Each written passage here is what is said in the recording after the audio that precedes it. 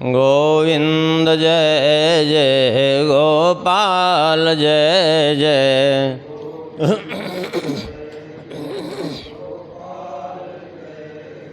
श्री राधा रमण हरि गोविंद जय जय।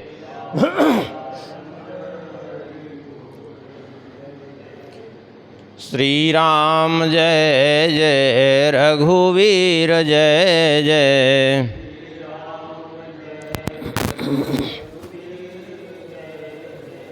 सीतारमण श्री रघुनाथ जय जय।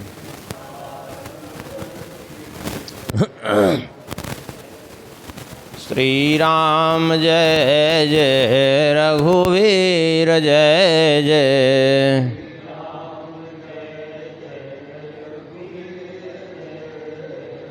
सीतारमण श्री रघुनाथ जय जय।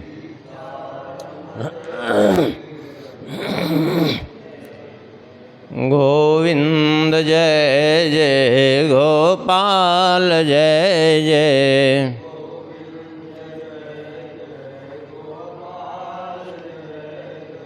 श्री राधा रमण हरि गोविंद जय जय।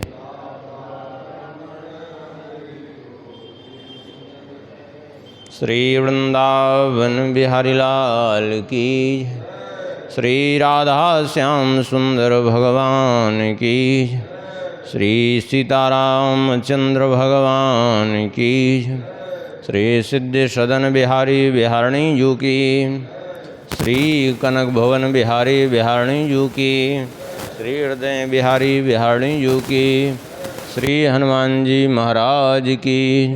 श्री रामलला सरकार की। परम पावन ग्रंथ श्री भक्तमाल की। श्री नाभा गोस्वामी जी महाराज की। श्री प्रियादास जी महाराज की। सब संत भगवान की जय जय। श्री सीताराम जय जय। श्री राधे श्याम। नमः पार्वती पतये हर हर महादेव। हरिशरणम। परम मंगलमय परात्पर अखिलेश्वर अकारण करुणावरुणालय भक्तवांछा कल्पतरु। भगवान की महती कृपा करुणा से श्री भक्तमाल ग्रंथ के माध्यम से भक्तों का चरित्र हम लोग स्मरण कर रहे हैं। आगे चरित्रों का स्मरण करने से पूर्व में हम लोग एक श्री नाभा गोस्वामी जी के द्वारा रचित छप्पै का स्मरण करेंगे। श्री नाभा गोस्वामी जी कहते हैं, हरिवल्लभ सब प्रार्थों जिन चरण रेणु आशा धरी। हरिवल्लभ सब प्रार्थों जिन चरण रेणु आशा धरी। कमला गरुण सुनंद आदि षोडश प्रभु पद रति। कमला गरुण सुनंद आदि षोडश प्रभु पद रति। हनुमंत जाम्बवंत सुग्रीव विभीषण शबरी खगपति। ध्रुव उद्धव अम्बरीश विदुर अक्रूर सुदामा। ध्रुव उद्धव अम्बरीश विदुर अक्रूर सुदामा। चंद्रहास चित्रकेतु ग्राह गज पांडव नामा। चंद्रहास चित्रकेतु ग्राह गज पांडव नामा। कौसारव कुंती वधू पटैचत लज्जा हरि। कौसारव कुंती वधू पटैचत लज्जा हरि। हरिवल्लभ सब प्रार्थों जिन चरण रेणु आशा धरी। हरि वल्लभ सब प्रार्थों, जिन चरण रेणु आशा धरी। पूर्व प्रसंग में हम लोग स्मरण किए थे श्री चंद्रहास जी का चरित्र। अब आगे नाम तो लिया है श्री नाभा गोस्वामी जी ने, इसके बाद चित्रकेतु का, लेकिन श्री प्रियादास जी ने मैत्रेय जी का चरित्र वर्णन किया है। चित्रकेतु का बाद में वर्णन किया है, तो उसी क्रम में हम वर्णन करेंगे जिस क्रम में प्रियादास जी ने वर्णन किया है। तो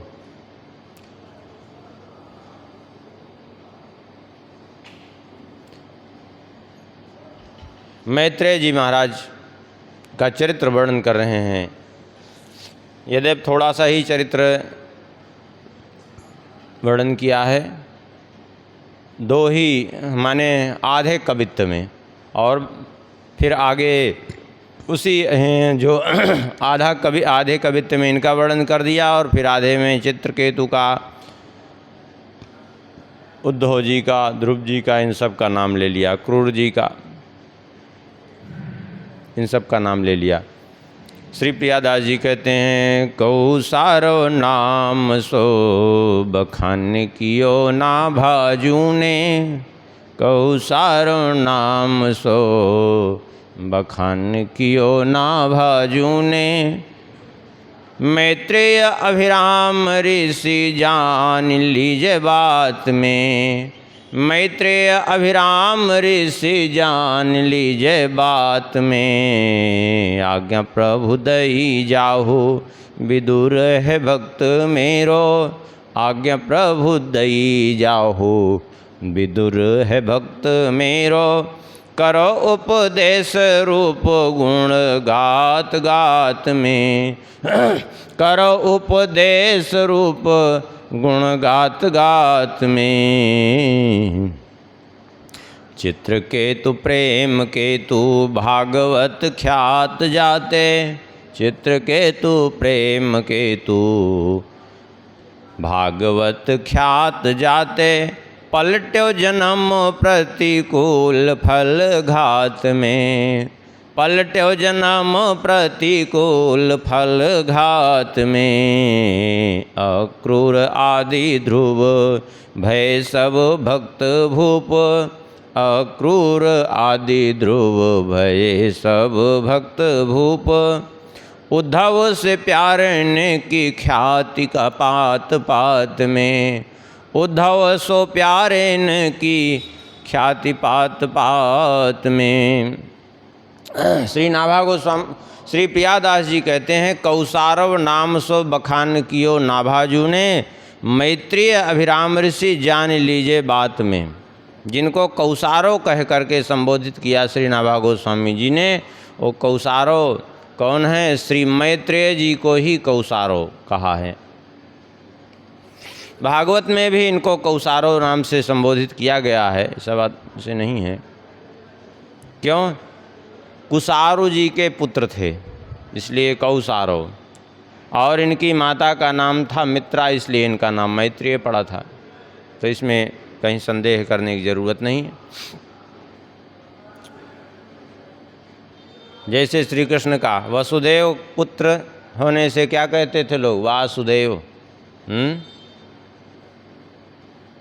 श्री राम जी रघुवंश में रघुकुल में उत्पन्न हुए, क्या कहते थे? रघुनाथ जी, रघुनंदन, अर्थात रघु के कुल को आनंदित करने वाले रघुनाथ, रघुकुल कुल के नाथ। तो मैत्रेय जी कहते हैं, मैत्रेय नाम सो बखान कियो नाभाजून, अरे कौसारव नाम सो बखान कियो नाभाजू ने, मैत्रेय अभिराम ऋषि जान लीजिए बात में। कहते हैं मैत्रेय जी, उनको समझना चाहिए जो कौसारव कहा है। हाँ, इनको आज्ञा प्रभु दई जाहु विदुर है भक्त मेरो। इनको प्रभु ने आज्ञा दी कि मेरे भक्त हैं विदुर जी, जा कर के उनको भागवत तत्व का उपदेश करो। ये उस समय की बात है जब भगवान ने उद्धव जी को भागवत तत्व का उपदेश दिया था, तो वहाँ उद्धव जी अकेले नहीं थे। उद्धव जी, भगवान वेदव्यास जी और मैत्रेय जी, ये 3 लोग थे। तीनों को साथ साथ भगवान ने उपदेश दिया है, भगवान श्री कृष्ण ने। तो उस समय मैत्रेय जी से भगवान ने कहा था कि जो मैंने आपको सुनाया है, आपके पास जब विदुर जी जाएंगे, जो मेरे परम भक्त हैं, तो आप ये सब उनको सुना देना।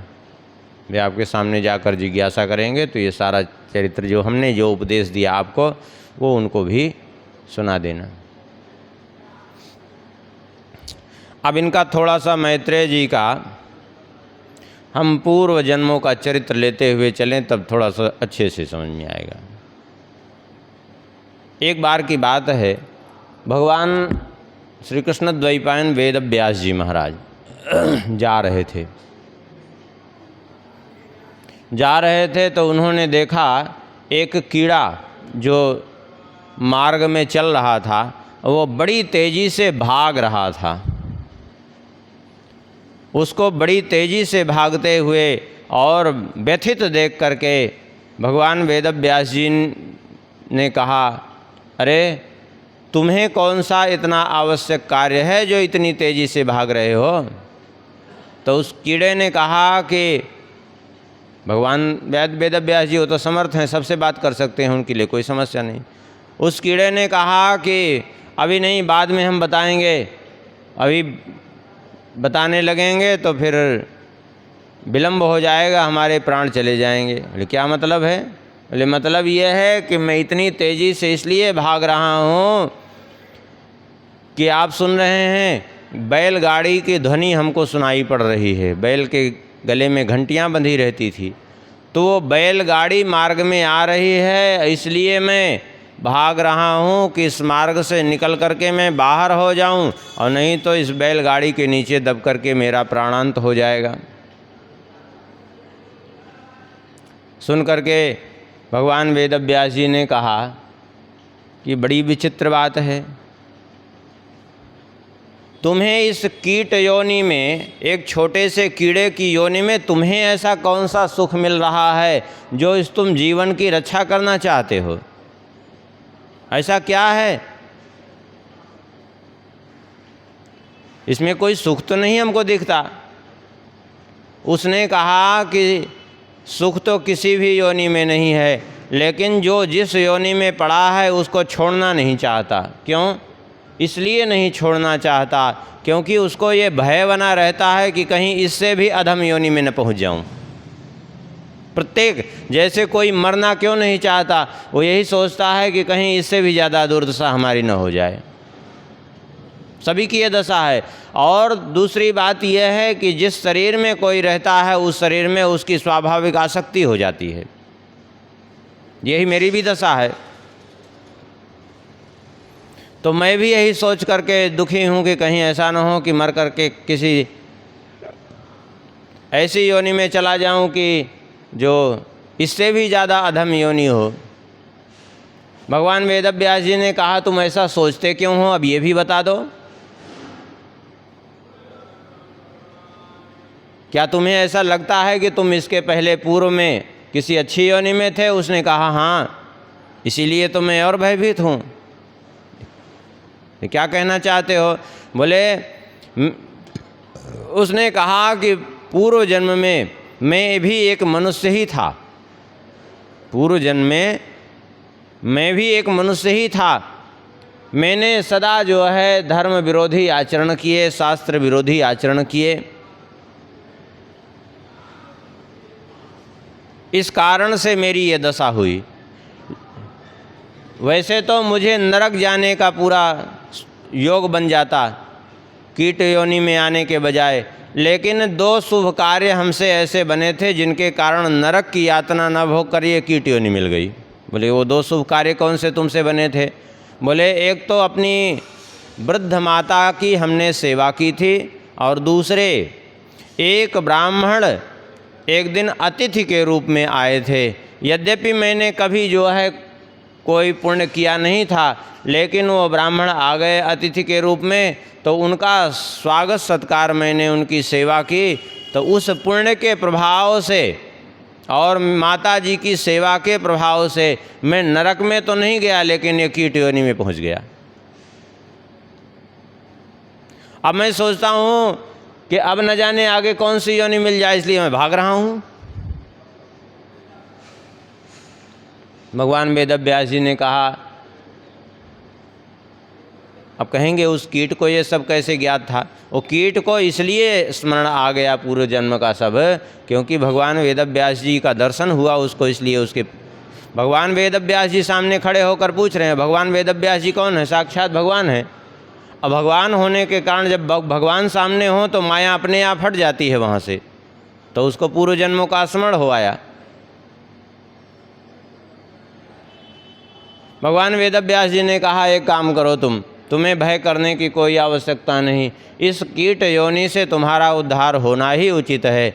तो मैं तो ये कहूँगा कि तुम इस बैलगाड़ी के नीचे दब करके अपने प्राण दे दो, और मैं तुम्हें ये वचन देता हूँ कि तुम्हें पूर्व जन्म में जो तुमसे अपराध हुआ है उसकी तुम्हारे अंदर ग्लानि है, तुम्हें उसका दुख है कि हमने जो है गलत किया है, तो अपने भूल का पश्चाताप होना यही सबसे बड़ा प्रायश्चित होता है। तो जो तुमने भूल की, अब दोबारा वो भूल ना हो इस बात का तुम प्रयास रखना चाहते हो, तो तुम्हें अवसर दे रहा हूँ मैं। तुम एक काम करो, इस योनि का परित्याग कर दो, इस बैलगाड़ी के नीचे दब करके। मैं तुम्हें वचन देता हूँ कि उत्तरोत्तर तुम्हें जो है श्रेष्ठ योनियाँ प्राप्त होती रहेंगी। बोले ठीक है, जैसी आपकी आज्ञा।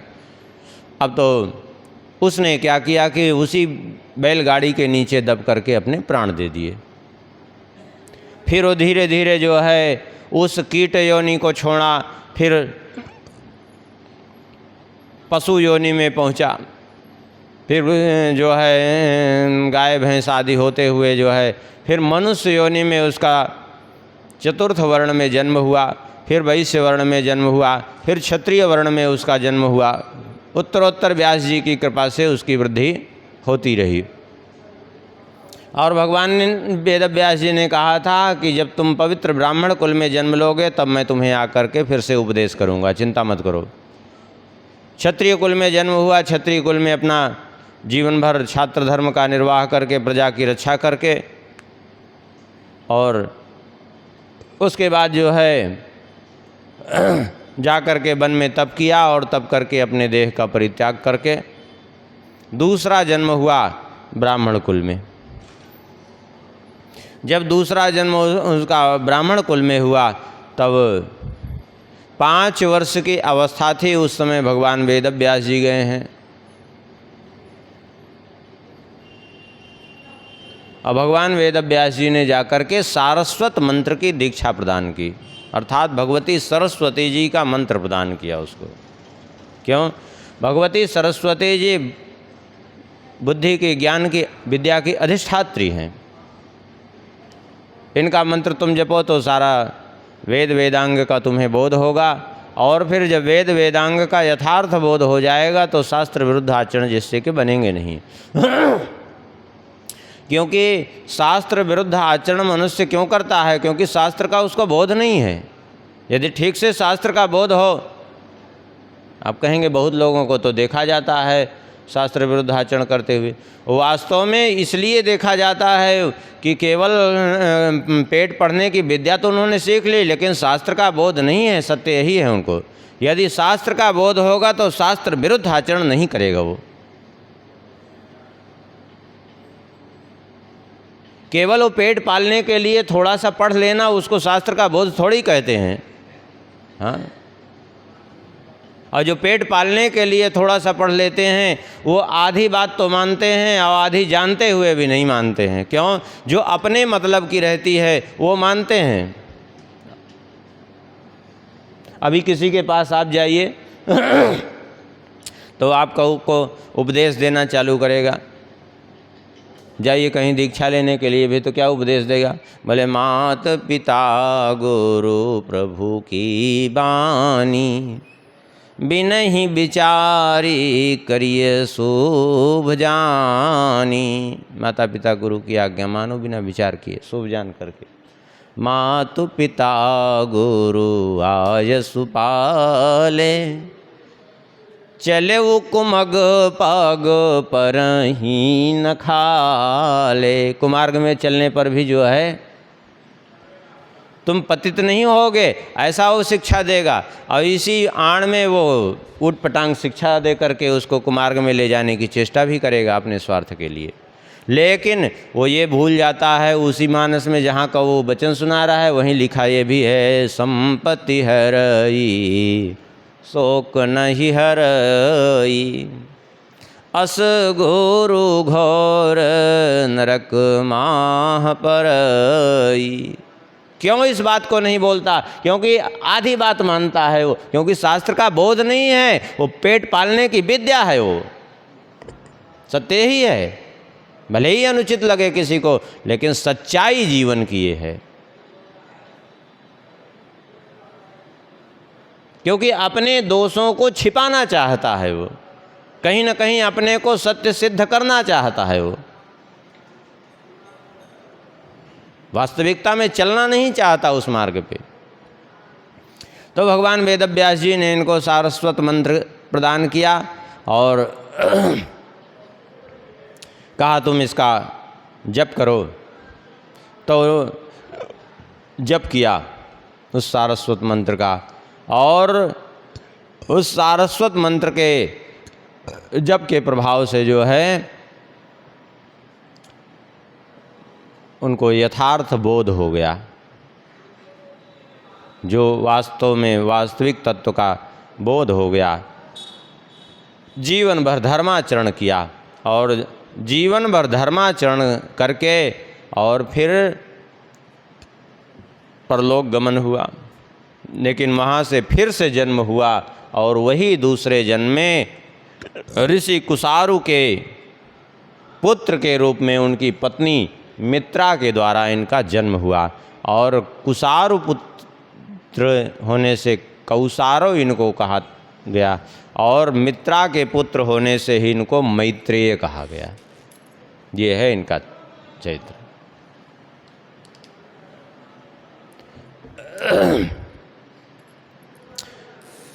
तो पूर्व जन्म में संस्कार बनी गया था पूरा, अब इस जन्म में भी जो है पवित्र ब्राह्मण कुल में जन्म हुआ और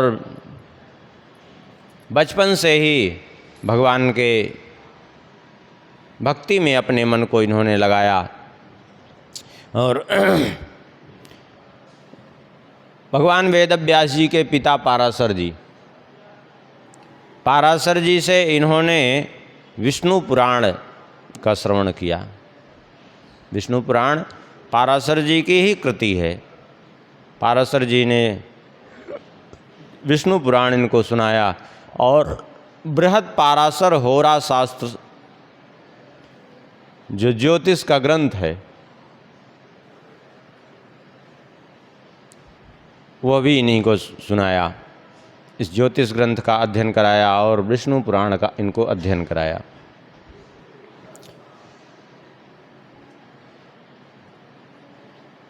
पाराशर जी ने एक बार विचार किया कि हमें स्वाभाविक रूप से परंपरागत तरीके से श्रीमद् भागवत प्राप्त है, लेकिन मैत्रेय जी इसके उचित पात्र हैं अथवा नहीं हैं, इनको पढ़ाना चाहिए अथवा नहीं पढ़ाना चाहिए।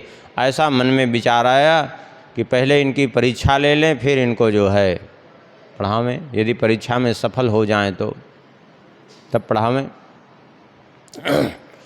तो भागवत पढ़ाने का निश्चय करके परीक्षा इनकी लेने के लिए श्री पाराशर जी माने व्यास जी के पिताजी, पाराशर जी ने इनसे कहा। अब कहेंगे पाराशर जी, हाँ देखिए, भागवत की दो परंपराएं हैं।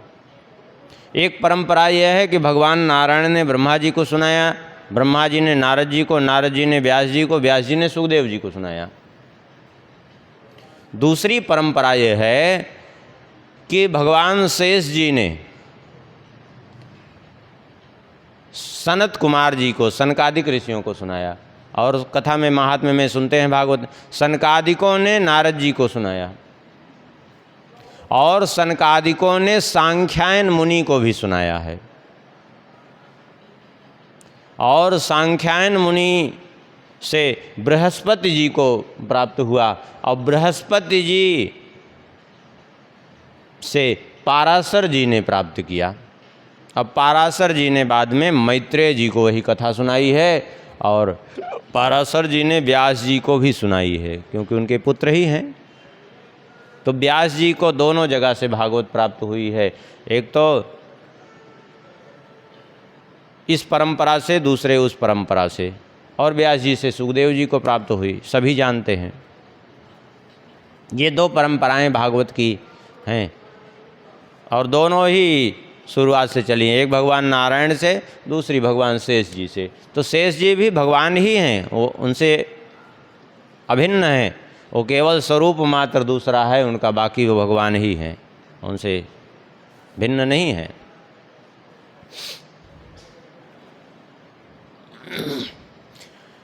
तो इनको भागवत अध्ययन कराना चाहिए कि नहीं कराना चाहिए, भागवत श्रवण के अधिकारी हैं कि नहीं हैं, इस बात की परीक्षा लेने के लिए मैत्रेय जी को इन्होंने कहा कि मैत्रेय तुम मुझे स्वर्ण ला करके दो, जाओ हमारे लिए स्वर्ण लाओ, सोना। मैत्रेय जी वहाँ से चल पड़े। अब मैत्रेय जी विचार करने लगे कि स्वर्ण कैसे, स्वर्ण तो जो है उनका अर्थ नहीं हो सकता, क्योंकि सोना तो स्वाभाविक रूप से महात्मा हैं पराशर जी, धन संपत्ति से दूर रहने वाले, वो सोना क्यों मांगेंगे हमसे?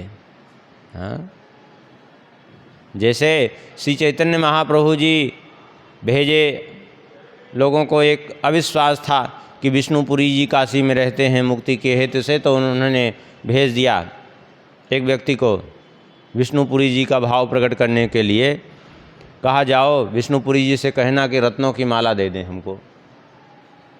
तो कहा कि रत्नों की माला तो कुछ समय लगेगा इकट्ठा करने में। विष्णुपुरी जी ने विचार किया कि रत्न तो, स्वर्ण रत्न से तो श्री महाप्रभु जी दूर रहते हैं, ये फिर स्वर्ण क्यों मांगेंगे, रत्न क्यों मांगेंगे हमसे? तो उन्होंने रत्नों की माला क्या बनाई? बोले श्रीमद् भागवत के श्लोकों को संग्रह किया, जितने भक्तिपूर्ण श्लोक थे, और एक ग्रंथ लिख करके भक्ति रत्नावली भेज दिया, ये रत्नों की माला। ऐसे ही इनसे जब कहा कि स्वर्ण ले आओ, तो ये विचार करने लगे स्वर्ण क्यों मांगेंगे हमसे, चले दिए वहाँ से। अंत में इन्होंने निश्चय किया कि स्वर्ण नहीं मांगेंगे हैं। स्वर्ण माने, सुवर्ण माने सुंदर हो वर्ण जिनका, अर्थात भगवान। सुंदर हो वर्ण जिनका, भगवान। तो सीधा पहुँचे गंडकी जी और वहाँ से बढ़िया सालग्राम जी को लिए और आए। ला करके सालग्राम जी गुरुदेव के पास श्री पराशर जी के सन्मुख विराजमान किया। पराशर जी ने कहा क्यों, कहाँ गए थे? बोले आपने स्वर्ण मांगा था तो हम स्वर्ण लेने के लिए गए थे। बोले कहाँ है स्वर्ण? बोले ये सामने आपके। बोले हमने तो स्वर्ण मांगा, तुम तो ये शिला ले आए। बोले शिला नहीं, ये सालग्राम जी हैं। ये शिला नहीं, कोई सामान्य पत्थर नहीं है, ये तो सालग्राम जी हैं। और इनसे बढ़कर के कोई स्वर्ण कैसे हो सकता है? इनसे बढ़िया सुंदर वर्ण किसका हो सकता है? और इनसे बढ़कर के किसकी कीमत? और रही बात सुवर्ण की, तो सुवर्ण की अधिष्ठात्री लक्ष्मी भी इन्हीं के चरण दबाती रहती हैं। अब बताइए इनसे बढ़कर के स्वर्ण क्या होगा? हाँ, प्रसन्न हो गए। प्रसन्न होकर के मैत्रेय जी को हृदय से लगाया। बोले मेरे कथन को तुम वास्तविक ढंग से समझ गए हो, इसलिए तुम जो मैं पढ़ाना चाहता हूँ, तुमको जो सिखाना चाहता हूँ, उसके तुम सत्पात्र हो। तो इनको जो है श्रीमद् भागवत का अध्ययन कराया और भगवान से भी इनको उपदेश प्राप्त हुआ था, भागवत प्राप्त हुई थी। इस प्रकार से जो है मैत्रेय जी को भी भगवान से भी उपदेश प्राप्त हुआ, एकादश स्कंद श्रवण किया उन्होंने, और इनसे तो पाराशर जी से संपूर्ण भागवत ही सुनी। भगवान जब जाने लगे थे तो मैत्रेय जी को उन्होंने आज्ञा दी थी कि जब विदुर जी आवेंगे तो उनको जो मैंने उपदेश दिया है वो सब उनको उपदेश दे देना आप। और देखिए तृतीय स्कंद में चरित्र आया है, जब उद्धव जी के द्वारा वृंदावन में विदुर जी को ये ज्ञान हुआ कि भगवान ने अपनी लीला स्मरण कर ली है, और फिर उद्धव जी से उन्होंने कहा कि आप वह दिव्य ज्ञान हमें प्रदान कर दीजिए, सुना दीजिए जो भगवान ने आपको सुनाया। तब उद्धव जी ने कहा कि मेरे सामने ही भगवान ने मैत्रेय जी को आज्ञा दी थी कि जब भी उद्धव जी आपके पास आएंगे तो उनको ये सुना देना। तो आप मैत्रेय जी के पास जाइए, अरे जब विदुर जी आएंगे तो उनको सुना देना। तो आप जो है मैत्रेय जी के पास जाइए, वे ही आपको सुनाएंगे। भगवान ने जाते समय हमारा स्मरण किया, ये सुन करके विदुर जी भाव विभोर हो गए। कुछ देर तक वहीं ब्रजरज में लौटते रहे और फिर उसके बाद उठ करके वहाँ से हरिद्वार गए हैं, मैत्रेय जी महाराज जहाँ विराजमान हुए थे। और वहाँ जाकर के मैत्रेय जी महाराज की सेवा करने लगे। मैत्रेय जी ने कहा क्या बात है, क्या चाहते हो? तो जानते ही थे मैत्रेय जी की आए हैं, इसलिए बोले हमारे कुछ प्रश्नों के उत्तर हैं, आप वही दे दीजिए। तब फिर विदुर जी ने प्रश्न पूछना प्रारंभ किया है और उसका उत्तर इन्होंने दिया है। वही विदुर जी और मैत्रेय जी का संवाद है। आइए, विदुर जी का मैत्रेय जी का संवाद तृतीय स्कंद में भी है, चतुर्थ स्कंद में भी है। ये पूरा जो है उपाख्यान सुनाया है विदुर जी मैत्रेय जी, विदुर जी को मैत्रेय जी ने पूरा कपिलोपाख्यान वगैरह, वाराह भगवान की कथा वगैरह सब उन्होंने ही सुनाई है इनको। कथा क्यों सुनी इन्होंने? श्री विदुर जी स्वयं ही वहाँ वर्णन करते हैं। इसलिए कथा की जिज्ञासा की कि एकांत लाभम बचसो नुपुंसाम सुश्लोक मौले गुणवाद माहो सुतेश्य विद्वद्भिरुपाकृतायाम कथा सुधायाम मुपसम प्रयोगम। इसलिए कहते हैं कि एकांत लाभम वचसो नुपुंसाम सुश्लोक मौलेर गुणवाद माहु। वास्तव में एकमात्र सुश्लोक मौले अर्थात पुण्य श्लोक शिरोमणि भगवान श्रीहरि के गुणों का गान ही एकमात्र ऐसा साधन है जो जीव का कल्याण कर सकता है। भगवत कथा जब कानों से अंतर हृदय में प्रविष्ट होती है तो अंतर हृदय में भरे हुए सारे विकारों का विनाश कर देती है, सारे हृदय को स्वच्छ बना देती है। विदुर जी ने वहाँ बार बार चरित्र श्रवण के लिए इसीलिए कहा प्रभु हम जानते हैं कि ये जीव क्यों जो है दुख पा रहे हैं। बोले क्यों? बोले इसलिए दुख पा रहे हैं अशेष संक्लेश समम विधत्ते गुणानुवाद श्रवणम मुरारे कुता पुनस्तत् चरणारविंदम पराग सेवारतिरात्मलब्धा।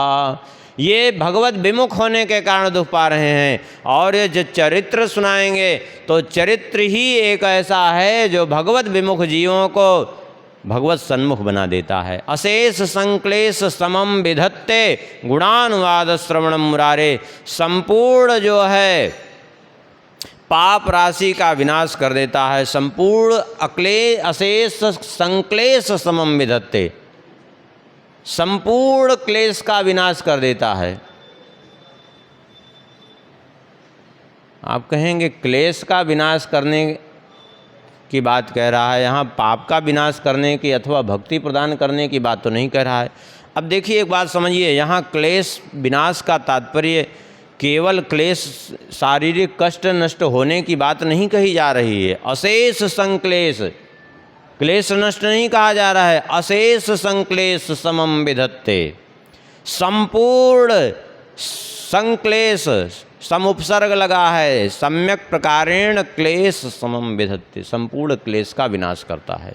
अर्थात क्लेश अर्थात कष्ट का मूल क्या है? कष्ट का मूल है पाप, क्योंकि पाप के द्वारा ही कष्ट प्राप्त होता है। करहि पाप पावहि दुख भय रुज शोक वियोग, चाहे वो कोई भी दुख हो, कहीं नहीं कहीं उसके पीछे हमारा ही कर्म जो है रहता है कि नहीं, अनुचित कर्म दुख देने वाला। तो क्लेश का मूल है पाप, तो उस संपूर्ण पाप का विनाश करता है।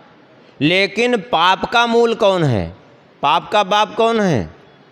पाप का मूल है वासना, क्योंकि वासना के कारण पाप बनता है। भाई कोई भी व्यक्ति गलत कार्य कर रहा है तो क्यों कर रहा है? कहीं न कहीं वो वासना से पीड़ित है। किसी परस्त्री के साथ दुर्व्यवहार किया तो वासना के कारण किया, किसी का धन छीन लिया तो वासना के कारण, धन पाने की वासना के कारण, लोभ के कारण किया कि नहीं किया। किसी के साथ जो है अनुचित कार्य कुछ भी कर रहा है, किसी को कष्ट भी पहुंचाया, तो कहीं न कहीं उसमें भी उसकी वासना छुपी है। अपने को श्रेष्ठ सिद्ध करने की ही वासना कहीं न कहीं तो छिपी रहती है। मूल में वासना है। तो यहाँ अशेष संक्लेश समम विधत्ते गुणानुवाद श्रवणम मुरारे का अर्थ ये होगा कि भगवान की जो कथा है केवल कष्ट का निवारण नहीं करती, कष्ट का जो मूल है पाप, उस पाप का निवारण कर देती है, और पाप का जो मूल है वासना, उस वासना का भी विनाश कर देती है। और फिर वासना का मूल कौन है? वासना जीवन में है क्यों? ये वासना आई कहाँ से? बोले अविद्या से आई। अविद्या अज्ञान, विद्या अपर अविद्या दो, भगवान की दो माया, एक विद्या माया और दूसरी अविद्या माया। तो ये अविद्या के द्वारा वासना का जन्म हुआ। और ये भगवान की कथा कैसी है, भगवान की भक्ति कैसी है? बोले उस अविद्या का भी विनाश कर देती है, उस अविद्या से भी जीव को मुक्त कर देती है। ये हुआ अशेष संक्लेश समम विधत्ते का अर्थ। क्योंकि जब तक जीवन में अविद्या है, वासना है, तब तक कष्ट संपूर्ण रूप से नष्ट नहीं हो सकता। कुछ समय के लिए भले ही पीड़ा दूर हो जाए, लेकिन संपूर्ण रूप से कष्ट का निवारण तो तभी होगा, पूर्ण रूप से जीव जो है इस कष्ट से तभी छूटेगा जब अविद्या से मुक्त होकर के भगवान के परम धाम को जाएगा, जब माया मुक्त हो जाएगा वो।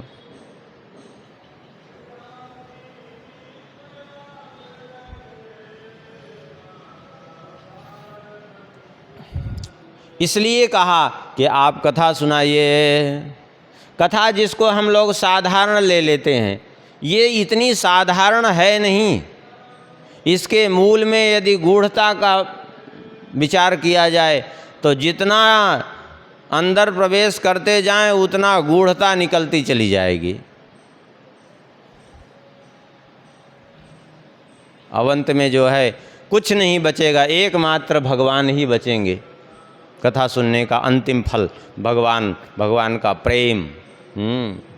कुतः पुनस्तच्चरणारविंदम पराग सेवा रतिरात्मलब्धा।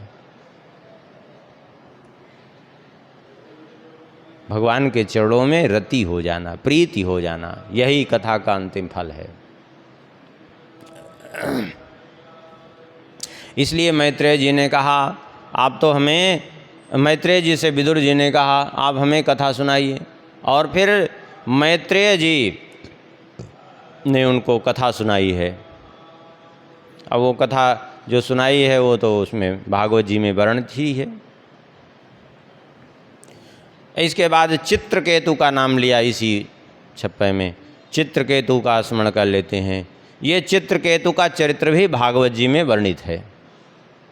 ये चित्रकेतु सूरसेन देश के राजा थे और चक्रवर्ती सम्राट थे उस समय। 1 करोड़ रानियां थी इनकी। इस पर कोई संदेह किसी को करने की ज़रूरत नहीं है कि 1 करोड़ रानियां कैसे थी इनकी, पहले होती थी। दूसरी बात यह है कि इनके इसलिए 1 करोड़ रानियां हो गई कि इनको एक विद्या प्राप्त थी, किसी भी चित्र में प्राण डालने की क्षमता,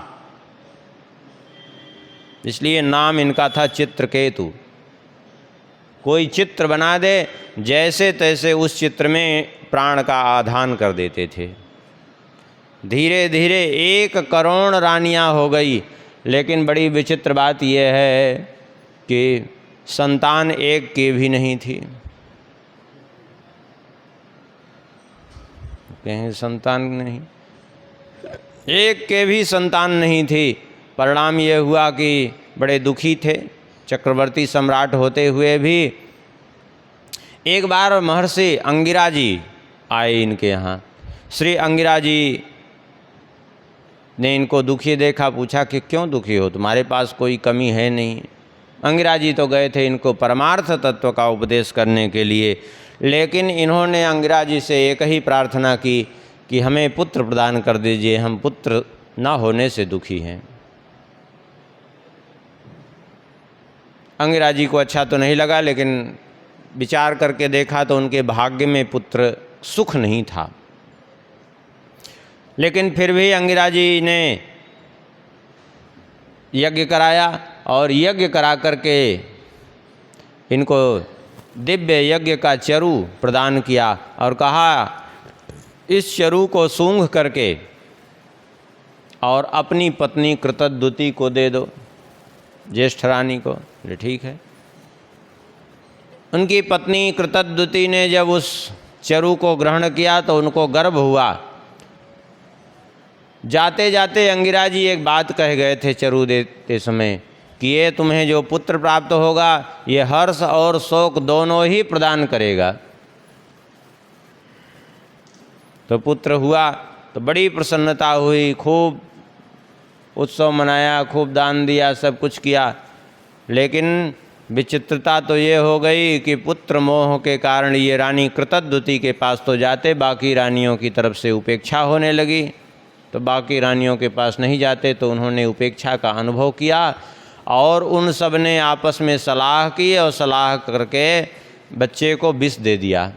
मृत्यु हो गई बच्चे की। जब बच्चे की मृत्यु हो गई तो हाहाकार मच गया। इनकी पत्नी रोए और ये भी आए रोए, और वो जिन्होंने विष दिया था वो और ज़्यादा नाटक करके रोए कि जो है किसी को शंका न हो। हाँ, इतना भयंकर रुदन, राज्य में भी रुदन प्रारंभ हो गया। तब श्री नारद जी और अंगिरा जी पुनः आए। आप कहेंगे पुत्र जब दिया तो पुत्र सुख क्यों नहीं मिला? इसलिए पुत्र सुख नहीं मिला क्योंकि ब्रह्मा जी ने जिसके भाग्य में पुत्र सुख नहीं लिखा है उसको पुत्र सुख नहीं मिलेगा। कोई अपनी सामर्थ्य से पुत्र दे भी दे तो भी पुत्र दे देगा तो पुत्र सुख नहीं दे पाएगा वो। क्यों? क्योंकि पुत्र सुख लिखा नहीं ब्रह्मा जी ने ना, वो सब लिखना पढ़ना वो ब्रह्मा जी का काम है। जैसे आत्मदेव जी को क्या समझाया महात्मा ने कि आपके भाग्य में सप्त जन्मावधि तो पुत्रो नैव च नैव च, आपके भाग्य में पुत्र सुख नहीं है। और उदाहरण भी दिया, देखो चित्रकेतु के भाग्य में, राजा अंग के भाग्य में पुत्र सुख नहीं था, ऋषियों के द्वारा जबरदस्ती प्रदान किया गया पुत्र हट करने पर, तो क्या दशा हुई? पुत्र मिला लेकिन पुत्र सुख नहीं मिला, वही तुम्हारी दशा होगी। और वही हुआ, धुंधुकारी तो मिला लेकिन पुत्र मिला, पुत्र सुख नहीं मिला। हट का परिणाम ये हुआ।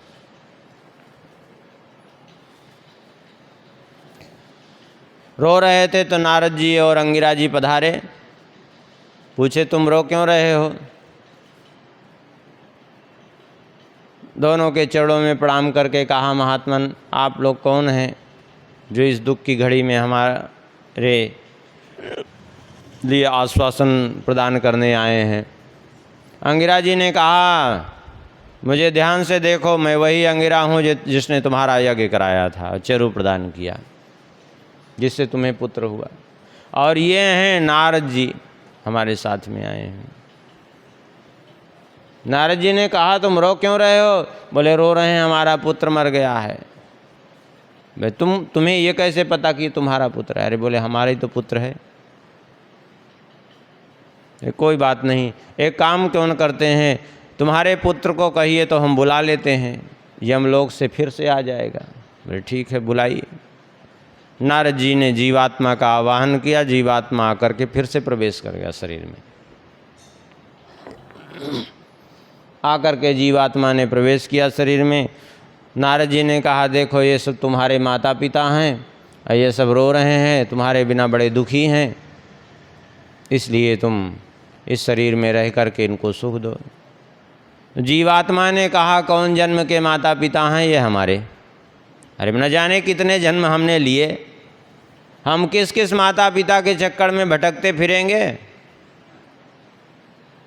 अरे हम तो अपने कर्मों का फल भुगतते हुए न जाने कितने जन्म बिताए, और यहाँ भी हमारा जन्म हुआ अपने कर्मों के कारण, और अपने कर्मों के कारण ही आज हम मृत्यु को भी प्राप्त हुए।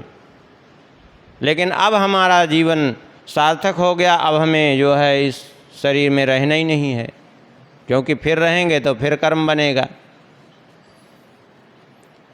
तो बोले, बता दीजिए फिर इनको कौन से कर्म के कारण आपका जन्म हुआ यहाँ। तो जीवात्मा ने कहा कि अब आप कह रहे हैं तो सुन लीजिए। मैं पूर्व जन्म में पांचाल देश का राजा था। पूर्व जन्म में पांचाल देश का राजा था।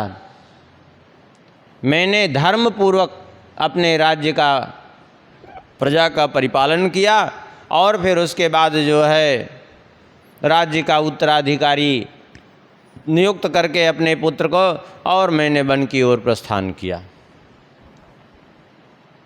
कुछ समय मैंने कठोर तप करके जो संसार का अध्यास बन गया था, उस संसाराध्यास को हमने खत्म किया वानप्रस्थाश्रम के अनुसार। और उसके बाद फिर मैंने तीर्थों में विचरण प्रारंभ किया। एक दिन विचरण करता करता मैं पहुंचा एक जगह, और मैंने जो है उस ग्राम में जाकर के भिक्षा मांगी। तो इस जन्म में रानी कृतद्युति जो हैं, इन्होंने ही पूर्व जन्म में, अपने पूर्व जन्म में इन्होंने मुझे भिक्षा प्रदान की।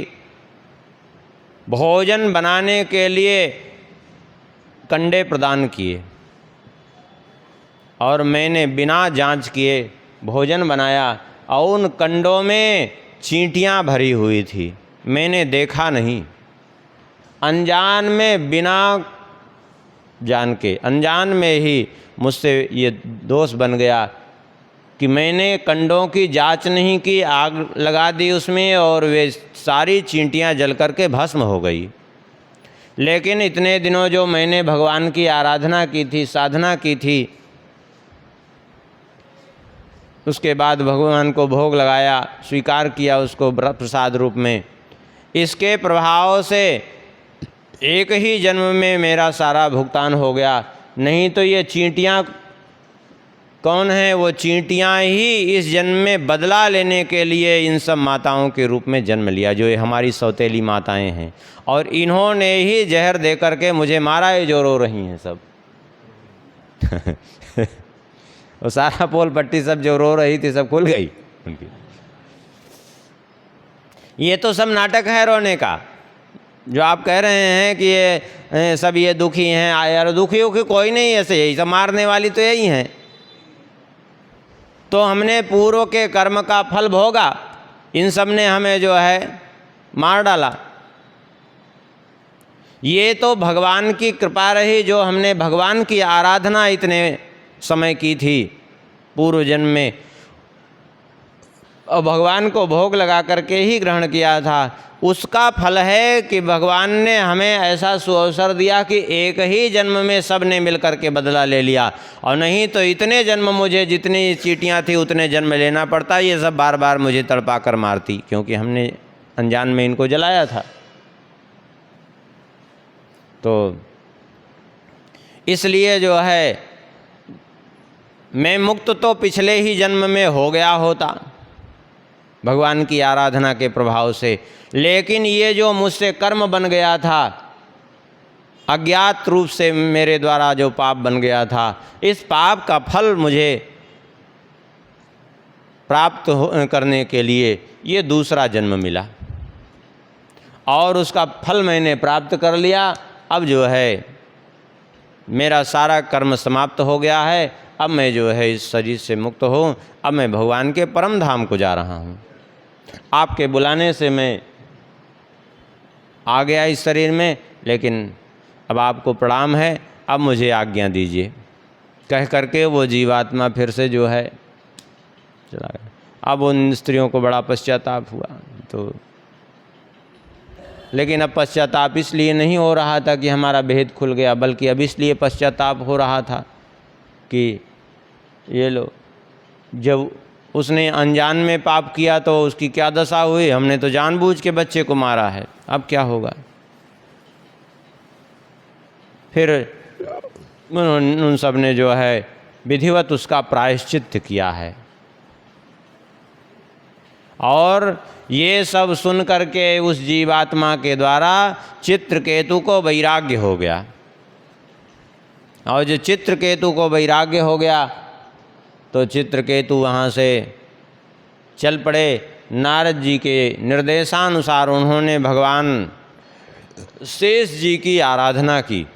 भगवान शेष जी प्रसन्न हुए और प्रसन्न होकर के दर्शन दिया और इनको विद्याधरों का अधिपति बना दिया, एक दिव्य विमान प्रदान कर दिया। उसी विमान पर बैठ करके ये विचरण कर रहे थे।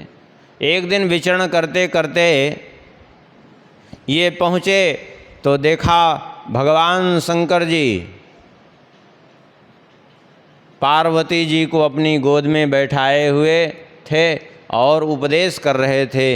वहीं बड़े बड़े ब्रह्मर्षि सनकादिक नारद आदि बड़े बड़े ऋषि महर्षि बैठे बड़े प्रेम से श्रवण कर रहे थे और ऊपर बैठ करके भगवान शंकर जी उपदेश कर रहे थे और उनकी गोद में बैठी थी पार्वती जी।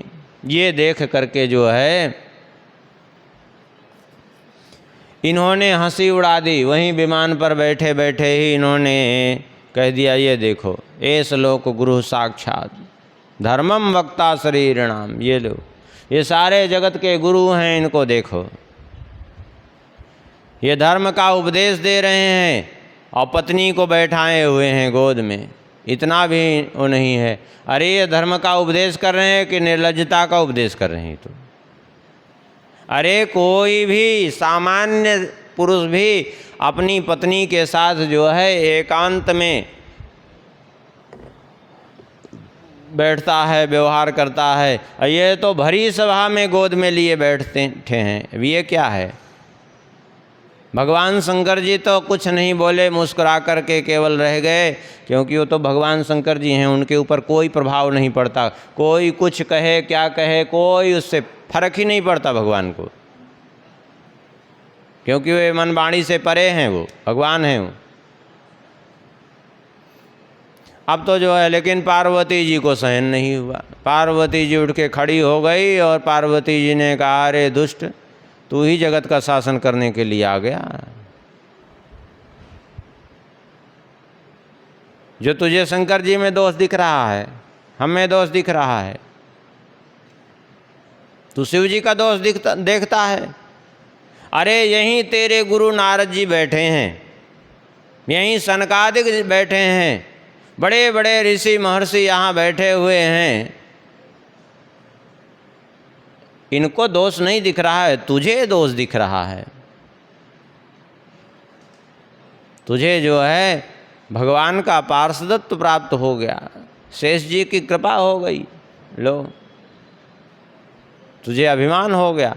तू उनका पार्षद बनने लायक नहीं, असुर बनने लायक है। तू जा असुर हो जा। देखिए एक बात समझ लीजिए, सब चरित्रों से शिक्षा मिलती है। चाहे भगवान के जितना भी करीब पहुंच जाइए, लेकिन यदि किसी का तिरस्कार हो रहा है तो आपके अनर्थ का कारण बन जाएगा। हाँ, वैकुंठ में भी जो है जय विजय ने सनकादिकों को रोक दिया तो उनको असुर बनना पड़ा, धरती लोक पे आना पड़ा। इसलिए ये अभिमान मत करिए। अब आजकल तो अनन्यता के नाम पर देवताओं का तिरस्कार करते हैं लोग। क्या दशा होगी भगवान ही जाने, लेकिन ये शिक्षा लेने योग्य बात है। अरे पूर्व की घटनाओं से भी शिक्षा लीजिए। रावण जो है शंकर जी का परम भक्त है, लेकिन भगवान विष्णु का विरोधी था। क्या दशा हुई। और दक्ष को देखिए, भगवान विष्णु के परम भक्त हैं और शंकर जी के विरोधी हैं। दोनों की ही दशा खराब हुई है।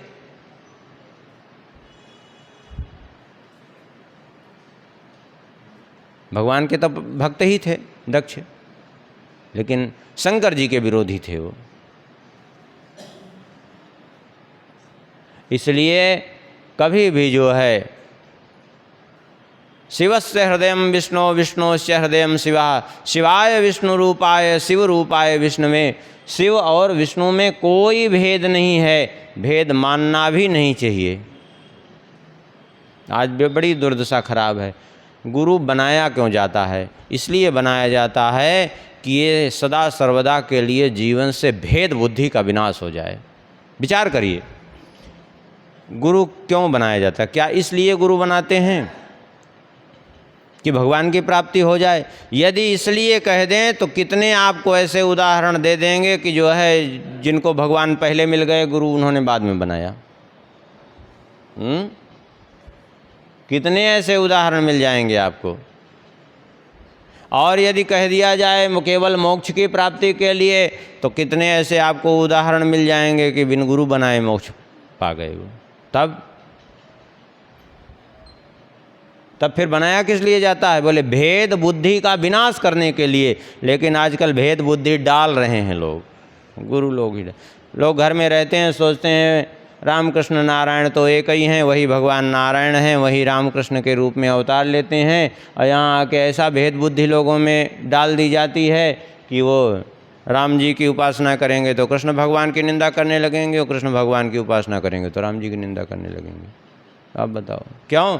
ये क्यों करते हैं? बोले इसलिए करते हैं कि वो अपने आश्रित का कल्याण नहीं, बल्कि अपनी जेब गरम करने के लिए करते हैं। अपने स्वार्थ की रोटी सेकने के लिए भेद बुद्धि डालते हैं। इसलिए ऐसे लोगों से सदैव दूर रहने की चेष्टा करें।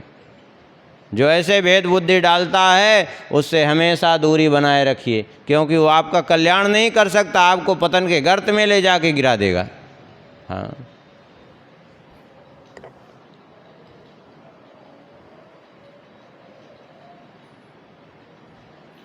पार्वती जी ने श्राप दे दिया। सुनकर के वो चित्रकेतु उतर पड़े, उतर करके चरणों में प्रणाम किया और कहा आपको हमारे वचनों से पीड़ा हुई, इसके लिए मैं क्षमा चाहता हूँ।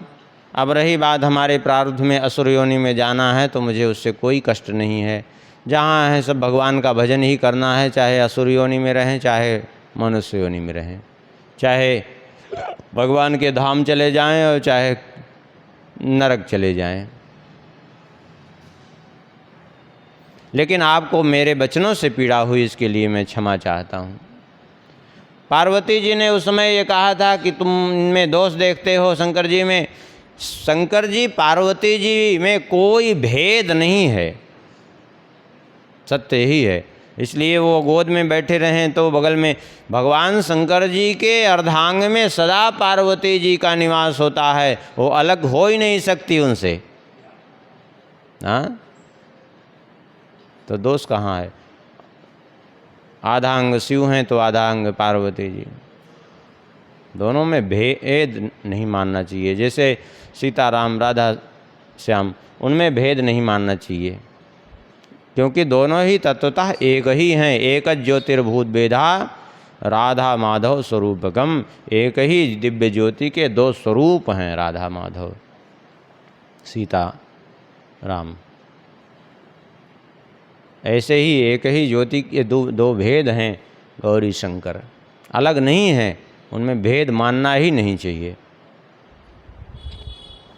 वही दूसरे जन्म में पार्वती जी के श्राप के कारण त्वष्टा के यज्ञ कुंड से प्रादुर्भूत हुए और नाम हुआ वृत्तासुर। और वृत्तासुर के योनि में भी भगवान की दिव्य स्तुति की है युद्ध स्थल में, जिसको श्री वृत्त चतुश्लोकी कहते हैं। भागवत जी में सुनते हैं। तो ये चित्रकेतु राजा दूसरे जन्म में वृत्तासुर हुए और फिर उसके बाद वृत्तासुर के रूप में युद्ध में इंद्र के द्वारा इनका संहार हुआ। भगवान की स्तुति करके भगवान के परम धाम को पधारे हैं। यह है चित्रकेतु। अब यहीं विश्राम करते हैं, शेष जो है